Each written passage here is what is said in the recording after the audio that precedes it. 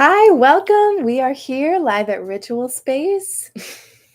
I'm gonna And put we my are tongue away. so excited. Our tongues are hanging out of our mouth. That we're so excited to be here with you.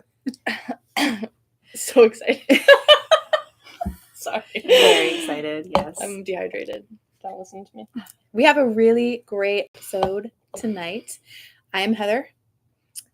I'm Jill, and this is our good friend Alva Ways. She is an incredible breathwork practitioner, and we're so excited to have her here to chat. So excited you're here. Thank you for having me.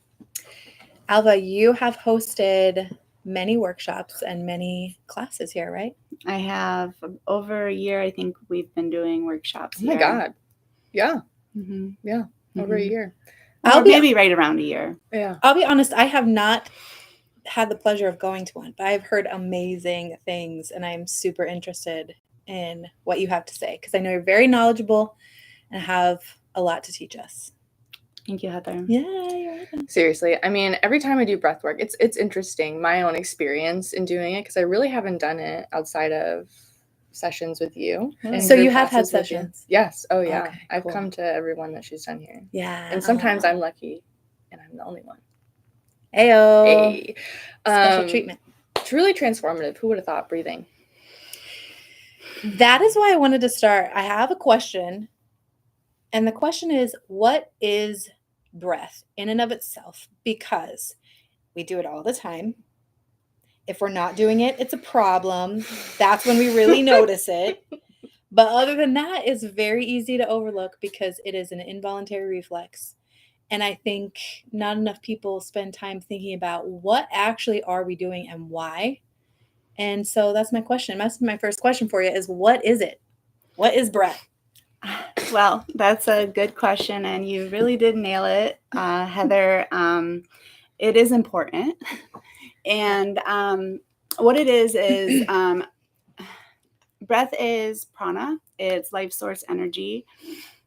It is basically when we're born, when we take that first breath, it signifies that we are alive in our body. Mm-hmm. And when we pass away and we leave our body, when the breath stops, that is the sign, or that is basically the breath stops. And so then we leave our body. So it really is, most importantly, the tool or the thing that we do that keeps us anchored in our body. So before you go further, I just want to make sure I understand, because that is like it's so simple, but I think it's a really profound concept. It's almost like breath is connecting us from being the divine beings that we are, connected into these bodies, and it's signifying that connection. Yeah, absolutely. Because when someone takes their last breath, they leave their body and their body dies. Right. You know, we can live a few days without water. We can live much longer without food, but just a few minutes without breath, and that's it.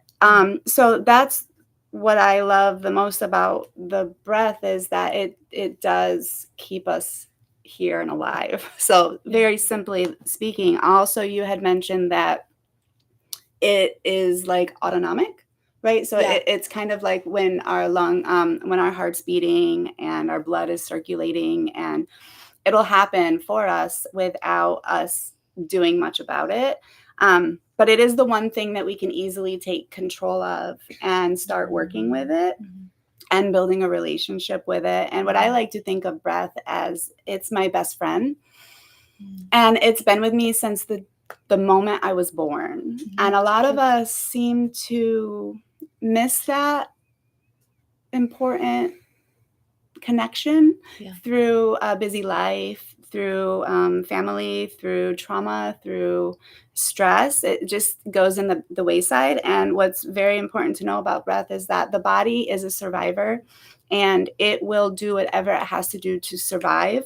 But it also is doing so many other functions that if we're not consciously taking the reins and building that relationship, then it's really hard to really thrive when our body is just surviving with the breath that it does without our awareness. That's what I was going to ask next is, okay, so there was, for most of my life, breath and the idea of it was super ignored, just mentioned here and there. And then it kind of became more mainstream and more popular to start being mindful and being purposeful with breath.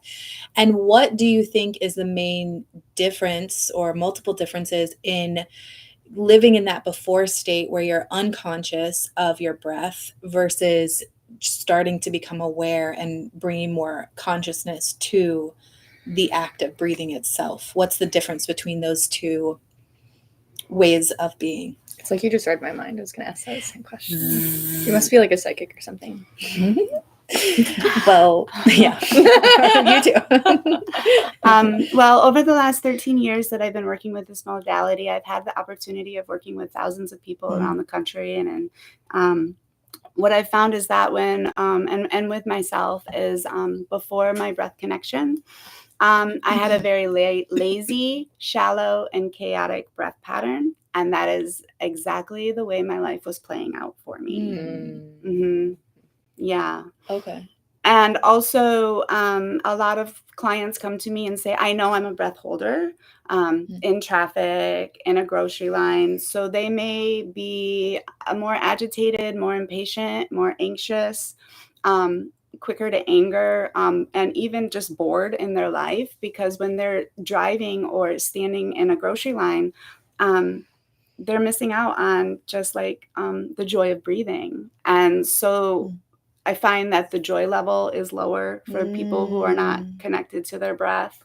And, there's just a lot of uncomfortable pains, thoughts, feelings, disconnection to spirituality, to self, to body, to emotions. That's what I find with people who haven't yet found that connection. And then after the connection is made and found, which it doesn't take much, 1 to 5 sessions, truly to transform and connect.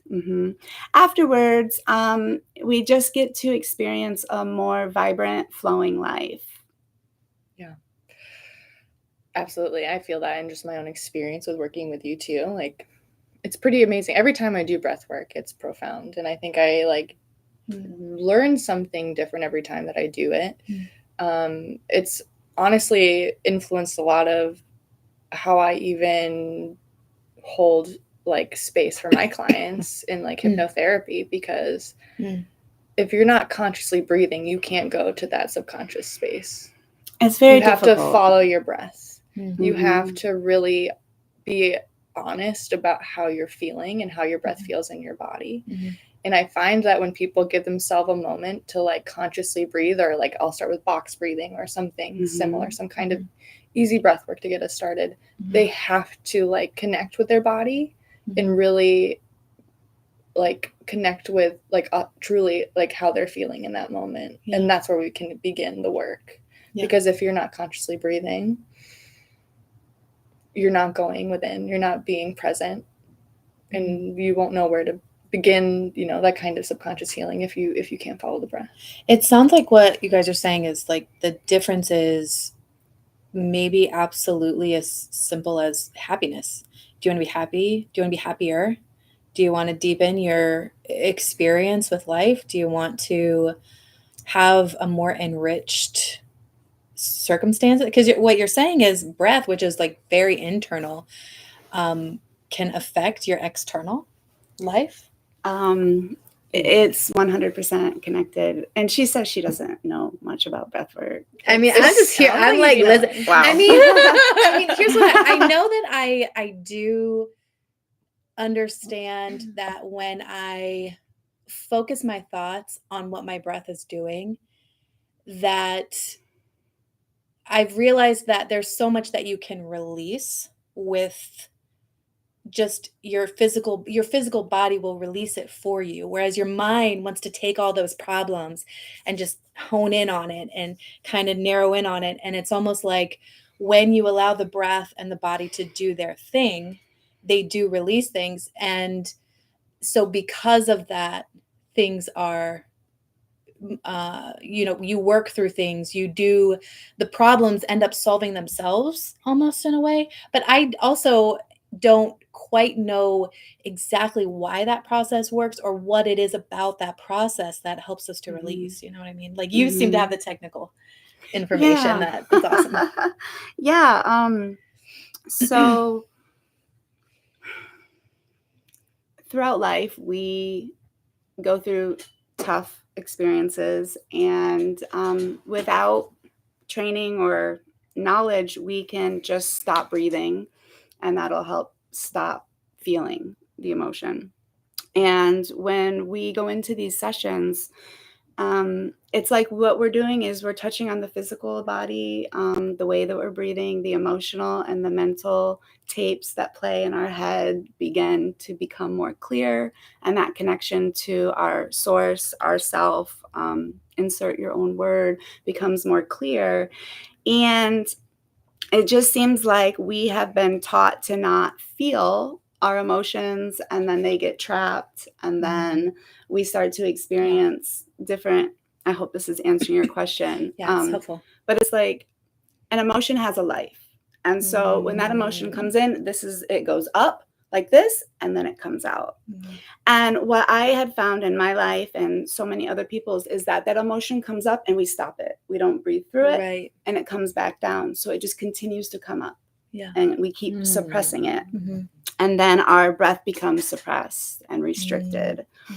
And so if we can just take the time to work with it and get to know it and allow these emotions to play out in our sessions, we become freer and physically less restricted, and emotionally and mentally more clear. And you had even mentioned about how if you just connect to your breath for a little bit, that, things become more clear. I think you said something like that. So just 20 minutes of connected breath can increase integral thinking, which is the finding solutions where there was none before. And like how it works is just that this is our life, that we're living. And if we're not breathing, then how much of our life are we living? Yeah. Gotta exhale on that one. Yeah. And we trap our emotions in different parts of the body. I'm sure that we've all felt butterflies in our stomach. When we're happy, we jump for joy. And when we're feeling down, we are down and we get low. And I don't know about you, but I've definitely rolled around on the floor in my grief, and so we get very low. Yeah. And so when this connected breath comes in, it's a very high vibration. It's connected. And the law of entrainment says that low, dense energies and emotions, when they reach a higher vibration, they will have no choice but to rise to meet that higher vibration. So the way that we're relieving ourselves, as you said, and of these things that we're experiencing is that we're just transforming denser, lower energies with their higher vibration. We're not getting rid of them, because you cannot, energy cannot be created or destroyed, or however that goes. It can only be transformed. So we're transforming into a higher vibration with a connected breath. I wonder, I had a really interesting experience fairly recently, and like I said, maybe the reason why I'm able to be aware of what's going on is like a meditative practice that I have pretty regularly for many years. But I was driving around in Miami with my family in the car, and there was this like bottleneck interstate spot, and I saw this car in front of me start swerving, going really chaotically. And I tried to move out of the way and I couldn't. And I found myself kind of pinned in the middle of this chaos, people behind, people in front, slamming on brakes. And for whatever reason, my immediate reaction was like the deepest possible breaths that I could take in that moment. And I was just breathing as deeply as possible. And I mean, my thought was just like, my baby is in this car. That was the only thought that I could think. But my breath deepened so much. And then very quickly, things started moving. I was very surprised that nobody rear-ended me. I mean, I was shocked because I was very aware of what was going on. And I was like, there's just no way that we did not just get rear-ended or sandwiched. And we didn't. And I mean, I know that I can't control everything around me with my breath, but I do feel like that was a component in that moment that did somehow influence the outcome, whether I was aware enough to begin moving forward at the right time so that I wouldn't, or, whatever reason, my response time might have been enhanced. But are there are there any circumstances that you've experienced or maybe your clients have where you could see that like immediate kind of reaction from conscious breath in a moment that might have been a little bit more urgent? Well, yes. I'm glad that worked out for you Me too. in that situation, Me and too. that Thank you. whether or not Mhm. you've had a session with me, or as humans, we are all intuitively connected to our breath. I think on some level we all understand how important it is, and it will kick in when we need it too. Right. Yeah. It just felt like that car wreck wasn't meant for me. So Mhm. I breathed through it and moved through it. Yeah. Yeah. Which Yeah. is fantastic and Mhm. exactly what I would suggest. What have I seen in like in sessions? Are you saying In sessions or in your own experience where breath moved you through like a difficult situation in a way that was profound like that?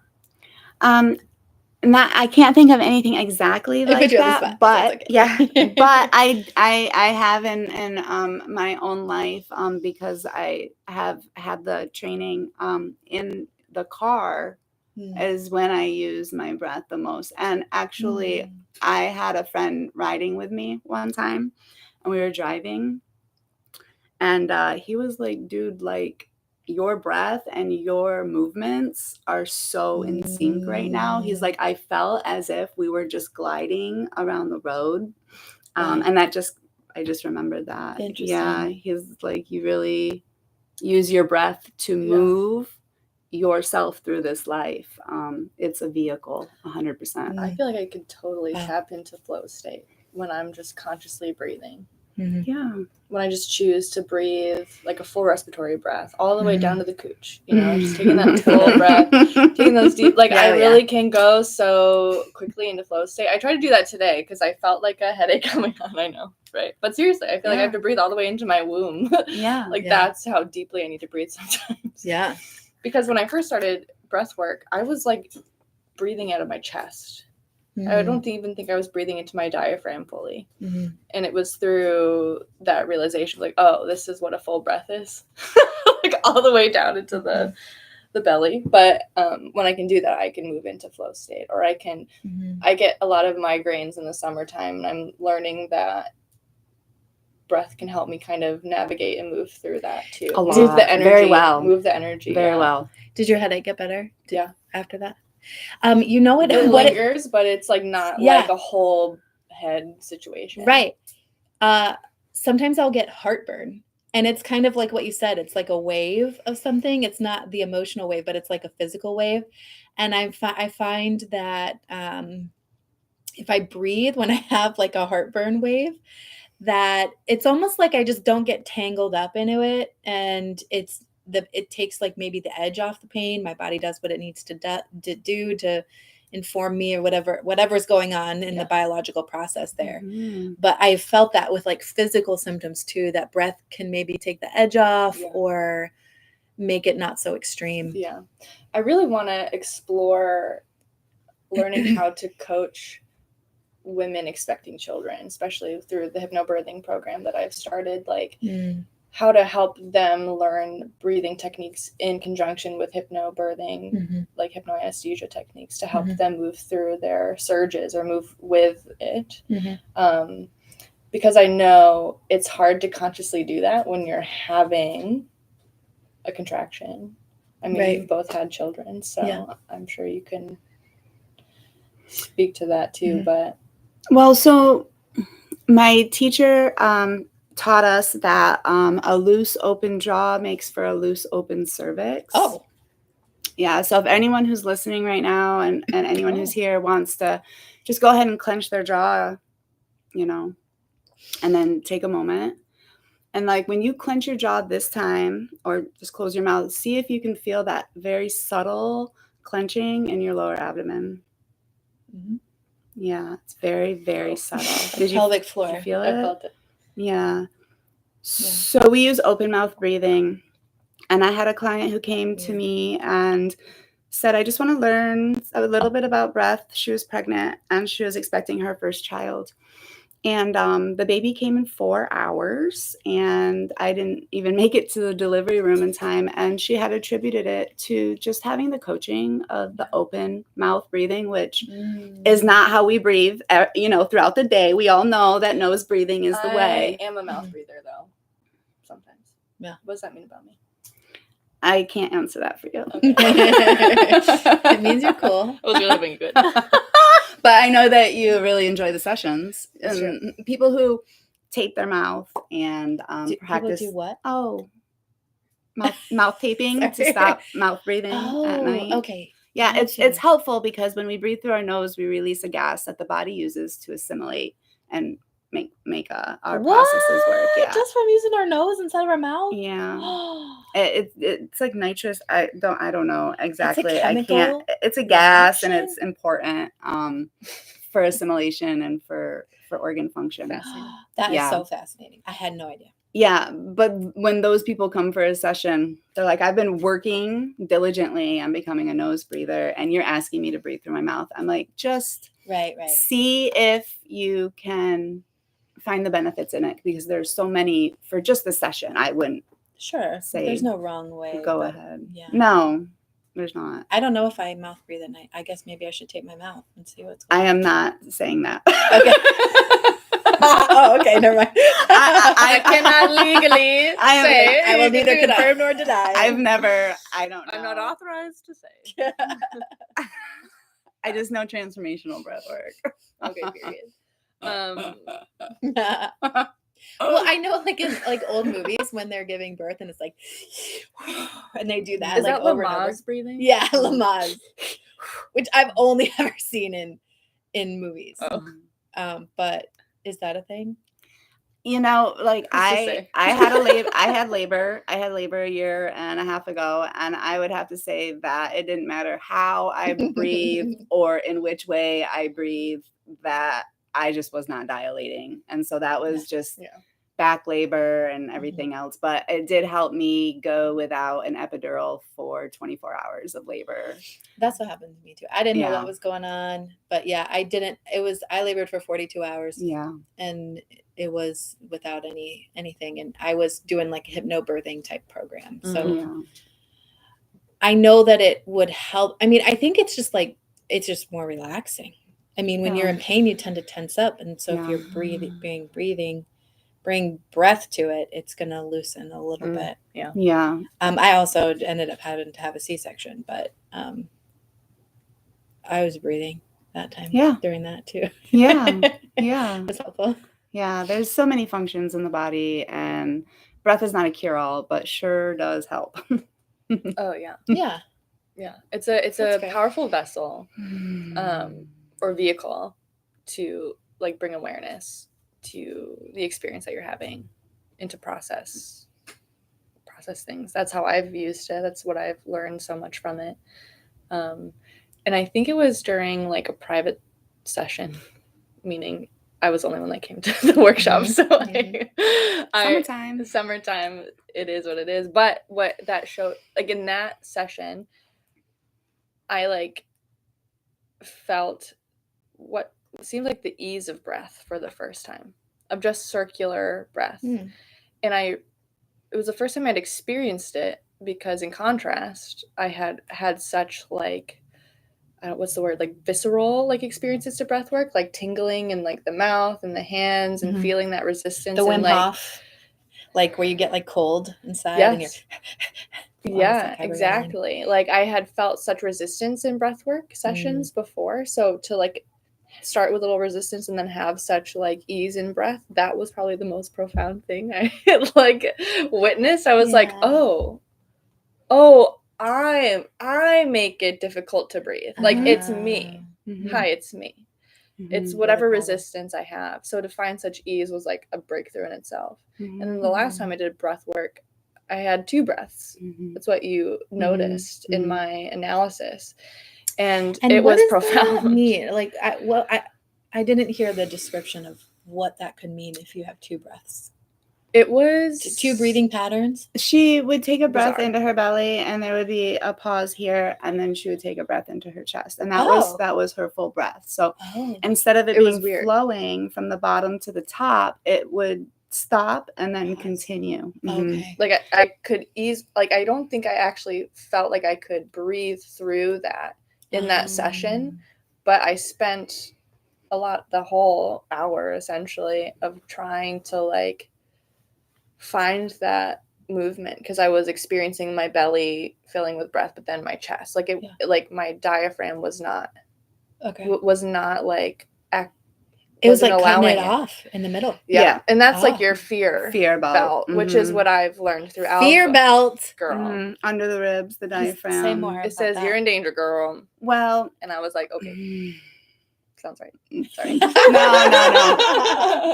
I had never seen you breathe like that before, so I was like, wow, that's new.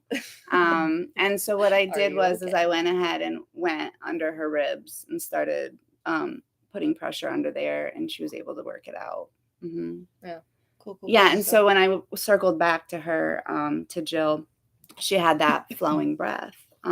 Breath patterns are so unique to each one of us, but they all carry the same characteristics of expression.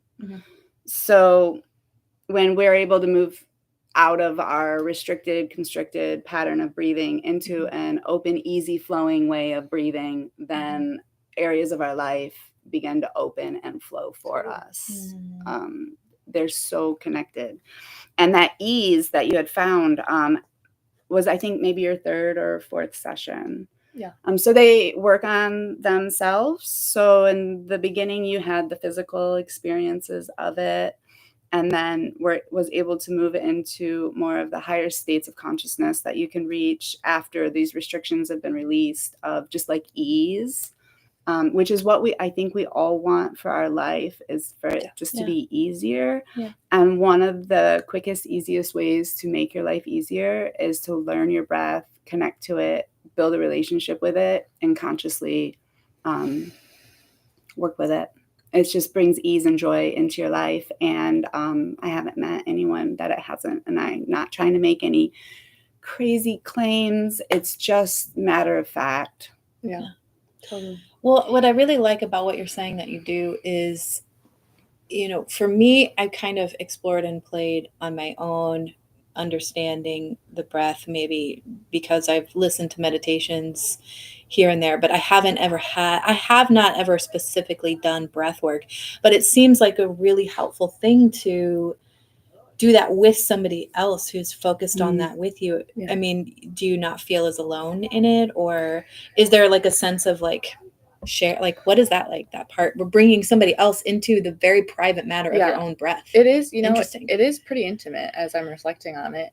And so I think to have a witness to your experience, because she was able to see my double breath, for example, and be like, oh, it's like living 2 lives. And even her just saying that without her knowing what I'm experiencing, whether that was for me conscious at the time or not, which it wasn't until she said that. And I was like, light bulb, like, hello, whoa, that's crazy. That is powerful to and that's for anything, to have a witness to your experience and to be held and seen and guided through that is pretty profound.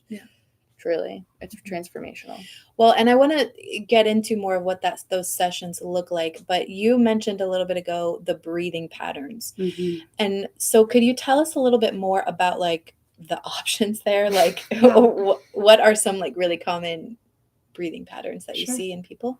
Yeah, absolutely. Thank you for asking that question, because breath patterns are, I live and breathe like breath patterns. Like, they're just so interesting. So we have the upper chest breather. We have the strong abdominal breather without breath in the chest. And then we have the solar plexus breather, which is where the breath kind of starts here just below and comes up. We have the backwards breather, and we have the open flowing breath breather. What does backwards breather mean? What the heck is backwards breathing? Fascinating. Absolutely. In a lack of nicer terms, it is the most dysfunctional of all the breath patterns, and it represents that we are literally breathing against life itself. Oh my. And Oh, life is Lord. hard. Oh. What does that look like? What is a backwards breath? Yeah, so the chest comes up first and then the stomach. Instead of the stomach coming up first and then the chest. Okay. Everyone's thinking very hard about I how feel they're like maybe breathing I've right done now. that before. I don't I don't know. And you know, Who's to say? if you're a backwards breather, your life is extremely difficult and there's no way around that. I can't even I can't even do serious. that on purpose. But you can adjust consciously the way you breathe if you are a backwards breather. Absolutely, through awareness, through sessions with me, through Kundalini yoga, through realizing that you're breathing in the wrong way. So our respiratory system is a series of muscles. And we all know that muscles can change and grow. Right. And so it's just a culmination of like awareness and then working with those muscles and working on belly breathing and having a facilitator is really helpful. I'm sure my husband wouldn't mind if I shared this with everybody who's listening, but way before we had met, he had found Kundalini yoga, and through Kundalini yoga, he realized he was breathing backwards. No one told him, oh, you have like a backwards breath pattern, but he realized it. And so over time, he was able to fix that for himself, like before we had met. And yeah, his life was hard too at that time. Very hard. Interesting. Yeah. And yeah, so there's specific characteristics to every breath pattern. And yeah, I could tell you more about it if you wanted. Yeah, no, I'm pretty sure I'm gonna book a session. I feel like I'm already absolutely kind of should. into that. So. It's so amazing. Would you say that it's our lived experiences that forms our breath? Yes, our pattern of breathing is a culmination of our life's experiences. So it's not our breath pattern is the cause of what's happening for us externally. It's usually what we're experiencing and integrating that informs the breath pattern. Well, the breath pattern is the cause in a lot of cases for what is happening. But the way we got there was just through experiencing life and maybe not having the coaching. Maybe we didn't have a singing teacher that taught us to breathe with our diaphragm. Maybe we just didn't have the experiences that would promote a healthy breath pattern. So through no fault of our own, we find ourselves where we are, breathing the way we are to survive. And again, when we take control of our breath, we begin to thrive. Yeah. Makes sense. It's so cool. Yeah. 13 years I've been with this work, and it just has completely transformed my life and just so many people in this world. And it's good for everyone, the healthy, the sick, especially, I'm just going to jump in here, like heart conditions. I like to kind of like creep on other people's breath work and what they're offering. And sometimes I see if you're pregnant, if you have a heart condition, this class is not for you.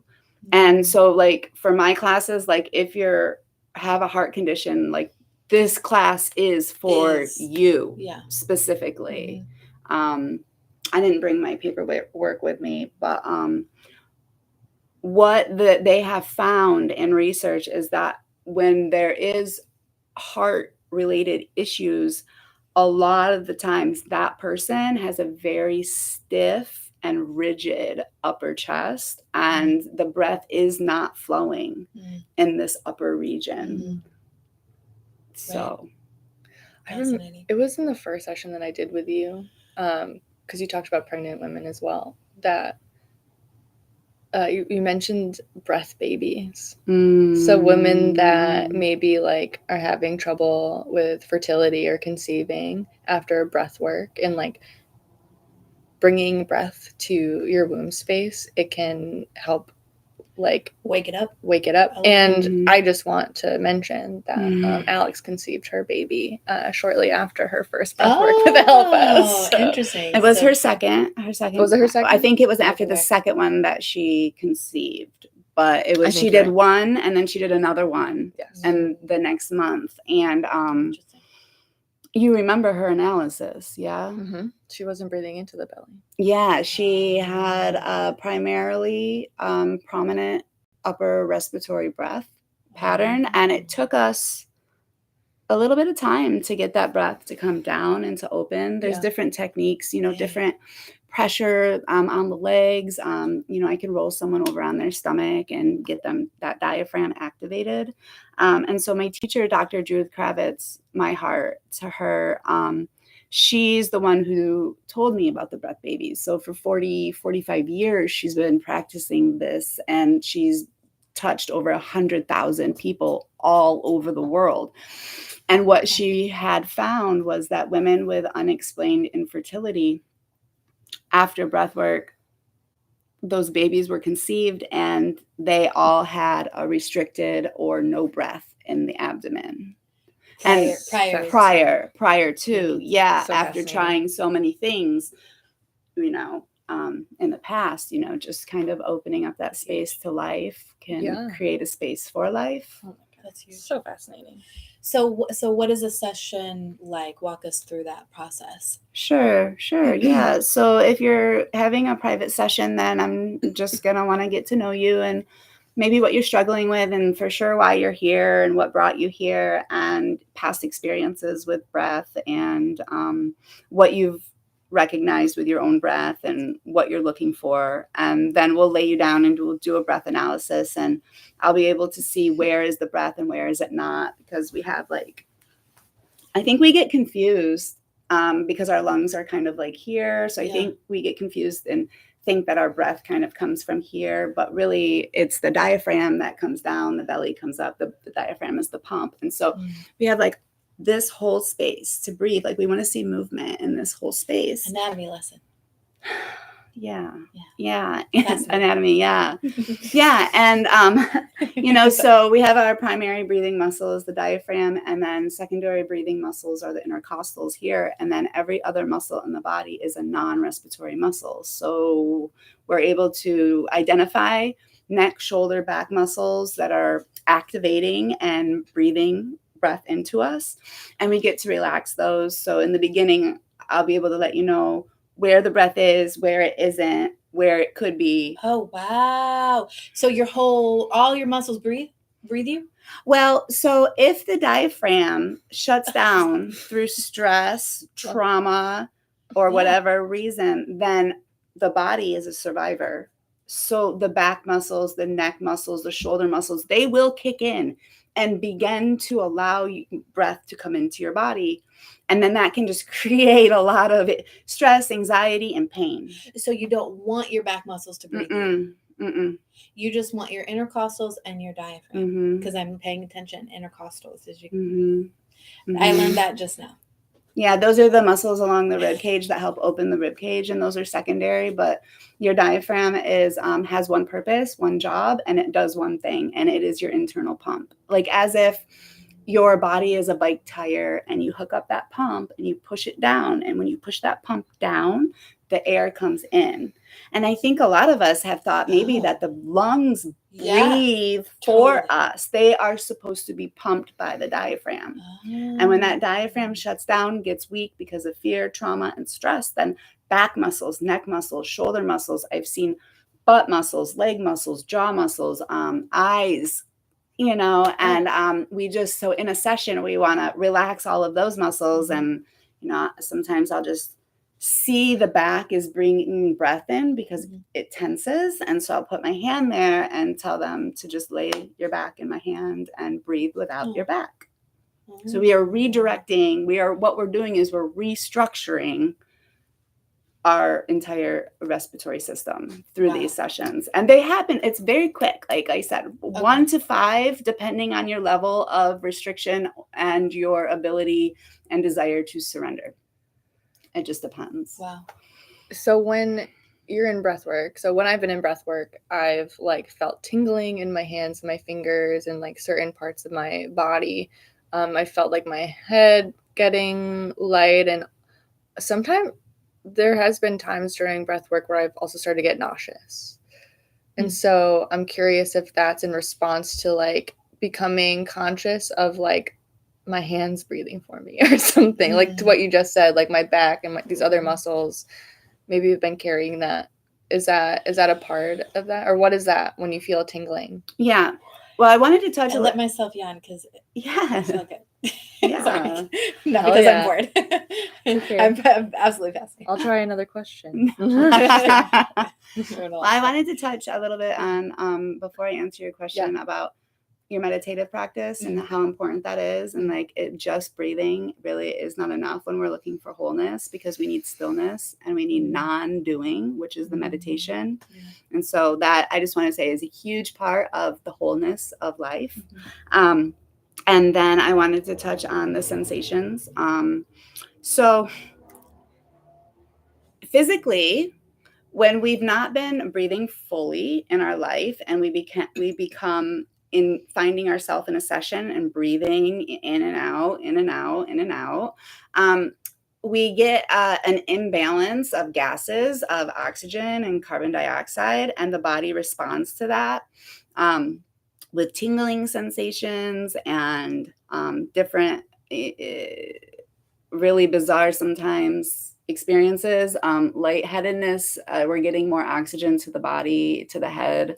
Lightheadedness is never a bad thing. And that's another reason I wanted to touch why you would want someone with you if you're new to breath work, to help move you through these uncomfortable experiences that come up in the first few sessions. But those sensations, they do dissipate the more sessions that we do, because the body is used to having more oxygen in itself, and it's used to that. So the imbalance of gases is not happening. We're more open to receiving oxygen.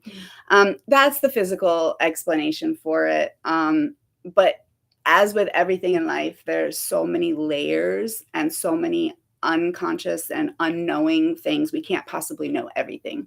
And so with the breath work as well, so physically an imbalance of gases initially, but my teacher calls that tingling a fear response. And so we have lived an entire life, and that entire life is inside of us unless we are consciously releasing it and letting it go. And we have so many inhales and so many exhales that this fear and this tension is living within us unconsciously, and this circular breath gives it a chance to be expressed and to be felt. And so sometimes when people's hands begin to clench, I just ask them, like, what are you holding on to? Like, you're holding on for dear life right now. Like, will you allow yourself to let go so you can receive this? So that's like the deeper of what's going on. Wow. Yeah. And then there's sometimes like pain is associated with it. And it's like, this pain is from the past, and this pain we've been holding on to, and we've been unconscious of it. And it's just having a chance to be expressed. The body keeps the score. It sure does. Yeah, it I does. mean, and I call that I can't talk anymore. You got What it, are girl. what are thoughts? Body keeps the score. Right. I talk about body syndromes with my clients. So even in like the language they use or the pain that they hold and they're bringing it into session, it's usually related to stored emotion in the body, and different areas of the body relate to different emotional experiences. So holding on, anything with the hands is holding on. I remember like my legs were feeling like I could feel just so much pent up energy in my legs. I think this was in my first breathwork session that I was like they were just like almost like, what do you call it? Like catatonic, like just like so stiff. Like there was so much energy, and it was something I was reflecting on in that breathwork was, what am I? It was almost like, am I afraid to move forward with things, or like, and what am I running from? You know, it was like I couldn't help but like think about, why do I feel literally stuck if my legs are so stiff? And I had to breathe through that, and that was really fascinating to me. You did have a lot of lower body tension. And I remember coming over and having you put your legs up and put them on my stomach. And I grabbed your hands and I was just like, push and tone, like, and like push with the legs to help release that energy that's concentrated in that lower part. And of course, legs moving forward, the deeper levels of what's going on. Yeah. After my last breath work, I realized how hungry I was. Oh, it makes you so hungry. You make so much space. Starving.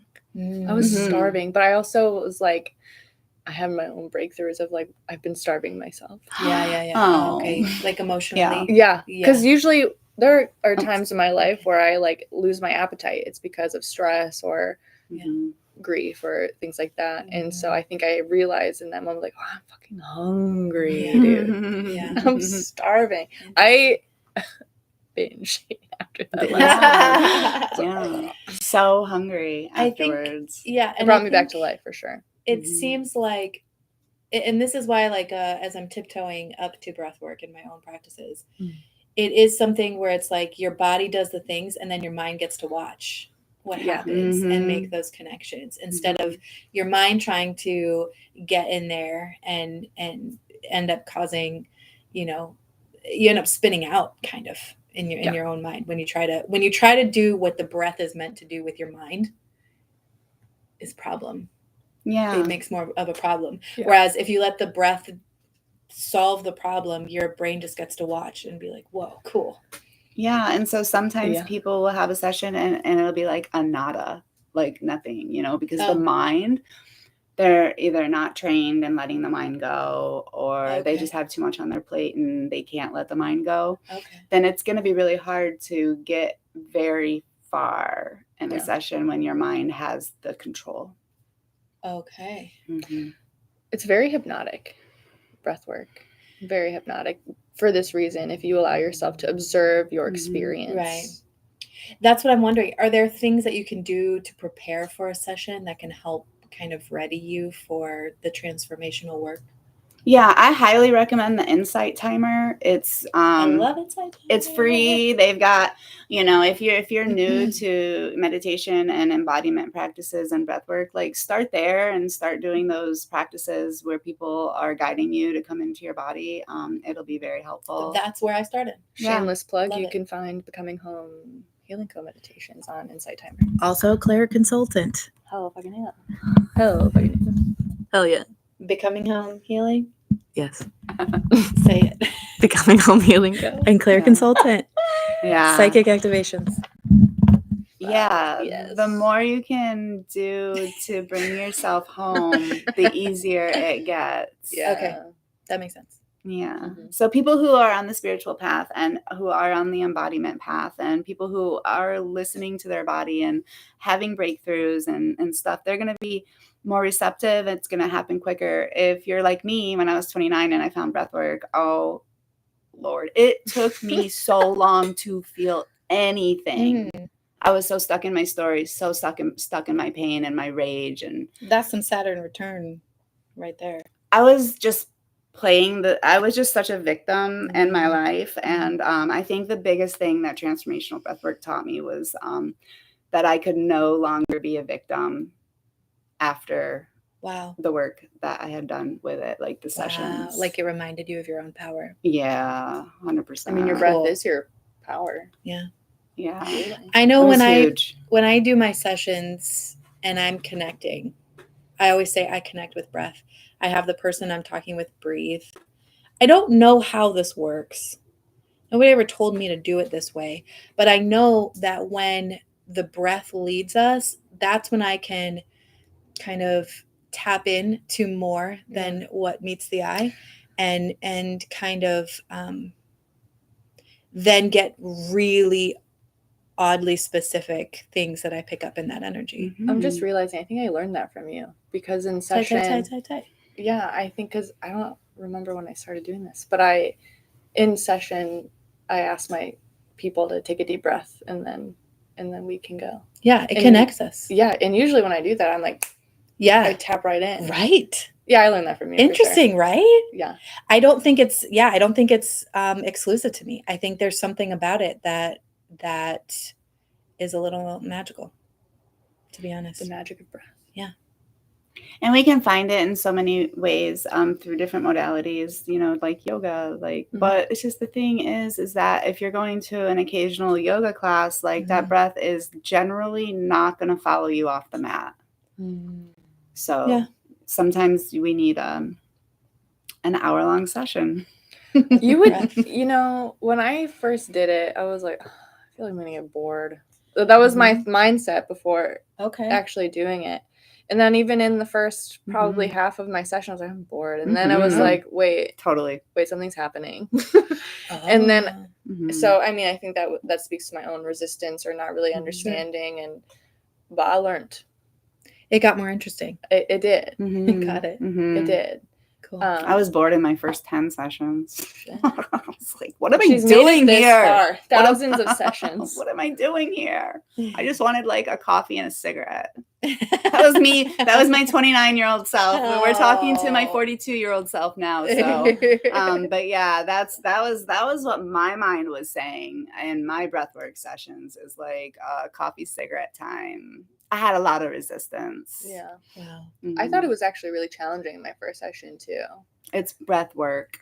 It was work. Okay. Yeah, once I finally was like, now. Okay, let me focus because I have like 40 minutes left of this. So I might as well make the best of it. And I was like, oh wait, like things are happening. It's like hard. And then I would feel the resistance in my body, and then it started to just grow and grow and grow. And then I started to finally move through some things. I was moving through attachments in my first session, like really becoming conscious of these attachments I had to people in my life. And then by the end of it, I was like, I could have had an orgasm if I just kept going. Yeah, no, seriously. Like once I moved through it, and I was like, what a reward. Yeah, embarrassing in a room full of people, but you know what? You gotta do what you gotta do. Maybe we should normalize orgasm class. Yeah, I think people do that. I'm sure. I don't, but tantric. Breath work.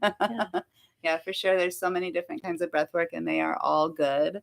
But I surely do want to really put it out there that when you're doing breath work, but you're not conscious of your breath pattern, you're really not doing yourself the greatest service that you can. Because if we're just going into experiences with an upper chest breath and we're having, mind-blowing experiences, it's not complete because we've not been breathing properly the way that we were made to breathe.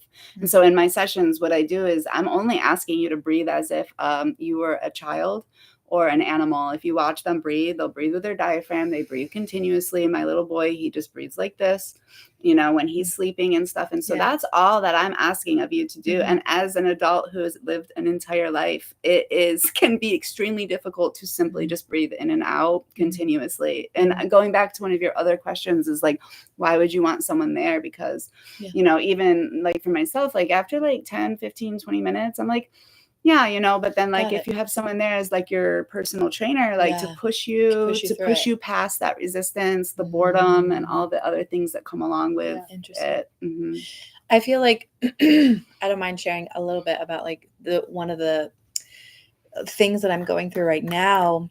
I was talking with a therapist, and it kind of opened this pain associated with the idea of like betrayal and very much witch wound stuff that, I've done so much work on that. And at the same time, it's almost like this is like the culminating event that really did a lot of like hurt in my life.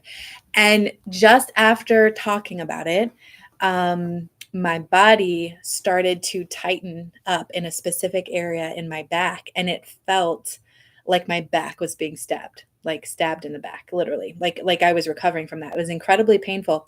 And I was like, okay, I hear you, body. Like, we're going to work through this and we're going to figure it out. I have like really great friends. Like we're going to process through this.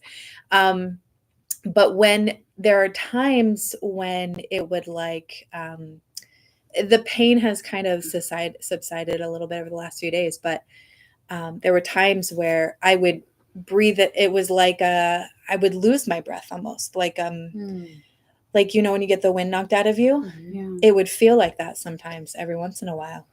And so it's so interesting because I'm thinking, like, why can't I breathe through the pain even? Like, it won't even let me do that necessarily. Like, that's the sign of like something really is there that's asking through the pain in my body to be dealt with and to be noticed and, you know, loved and released. That's why it's helpful to have someone with Yeah. you who can Yeah. help you keep breathing when you want to stop or you cannot. And the back represents in our work, what we hold in the back is guilt and shame. Yeah. It's almost like this thing of like what people accused me of that wasn't true. I'm still punishing myself as if it was. That's kind of what was happening unconsciously, but then it's like coming up for me to realize and move through and work through. So I'm in process of that, which is why I'm like, hey, maybe we could do a session. Yeah, well, one of the first things that, well, there's like 5 different areas of life that get integrated with this work, and one of them is past life experiences, or we just call it before now, you know. And I don't consider myself an expert in past life at all. It's not something that I'm doing for you. It's just something that will come up in individuals who are open or understanding or knowing of that, like yourself. Yeah. So it's like past life. It's like birth trauma. It's like that parental control. What is I can't even think of it right now. The authority, disapproval, or something like that.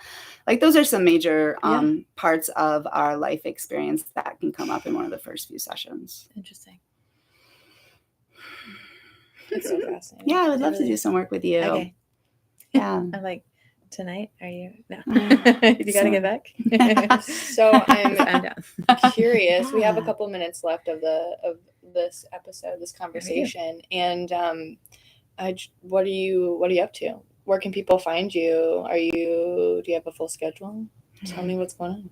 Yeah. You have openings? Yeah. Do tell. I do. Yeah. We I didn't accept any clients for this week. We're moving. We sold our house. Yay. I know. And so we're moving into our rental, which is like way less expensive. Hell yeah. And nicer kitchen. Celebration. So I've been in the kitchen a lot lately. And my beautiful new kitchen that I get to have my life in. But yes, I am definitely opening up for sessions, and I hold them here in this beautiful space. Hey, what's up? Yes. I also do have an office in Naples, if that makes sense for you, if you're not local to Fort Myers. As much as I would love for you to come see me and make my drive easier, I can come to Naples, and I see it's worth the drive to be here. It is. It really is. But I can see people at a chiropractor's office down there. So, but my favorite place to practice and where I have been experiencing powerful sessions is at Ritual Space here in Fort Myers above Blue Sushi. Right now. Yeah. It's so powerful. And I am open. You can find me at findmybreath.com, or it's like the title is like Breathwork Events with Alva Ways. Like those are some keywords that can bring you to my website. You can give you my email and my personal phone number. We had been doing workshops here at Ritual Space monthly, and we are kind of taking a break for August, it seems, because it's very slow, very hot. But I can imagine that in the season, there'll be monthly sessions coming up here. And if you look on my website, you'll find some other pop-up in different locations. But this is like my main space right now. I just find it very, very welcoming and very good for the work. We're just obsessed with you. So I'm glad that it all works out that way. Do you feel like there's anything else you would want people to know about your work or your sessions that we haven't been able to touch on yet? No,